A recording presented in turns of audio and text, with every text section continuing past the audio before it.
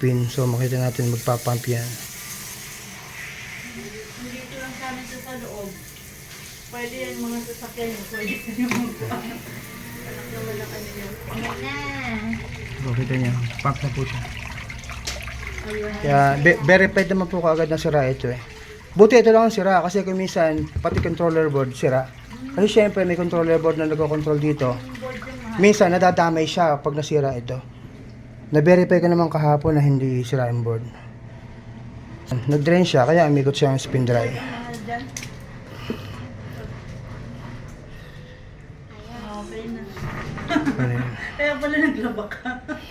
Dito si ate, madami po yun. Kasi akala ko po dati na dadating noong nakaraan. Hindi natutuloy. Kaya hinanap ko Si Kuya. Nakita ko sa Google. May naglaba. Naglaba sa iyo? Apo. Inirecommend pa si ate Ruby. Yes. Taga saan? Wala Wala din dito. po sa pabahay. Baka si ate si Abakahil. So yun ma'am, nag-spin dry na siya, umikot na. Apa. So okay na po yan. Diretsong cycle na po yan. Yan, so okay na. Itong ginawa ko na front load washing machine. Samsung. So nagpalit ako ng drain motor o drain pump. Kasi hindi siya nagde-drain ng water kaya hindi umiikot ng spin dry. So hindi siya iikot ng spin dry kapag hindi naubos yung water, kapag hindi siya nag-spin. Yan, so okay na.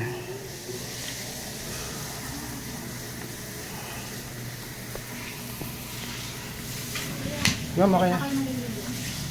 Sige ma'am. Thank you ah. Ma'am, bali document ko rito yung warranty natin. Anong buwan ngayon? Ang petsa? August 29. Basta 3 months warranty ma'am. Thank you po. Yan, so okay na. Pwede nang gamitin yung washing machine. Yan. Thank you Lord. Nagawa na naman ng isang sirang washing machine. So nagpalit ako ng drain motor. So kapag hindi professional na technician ng front load, wala siyang makukuha ng ganitong pyesa. So dahil dati ko sa service center, kaya may mga contacts ako na makukuha na ng brand new na pyesa. And then 3 months warranty. Thank you po.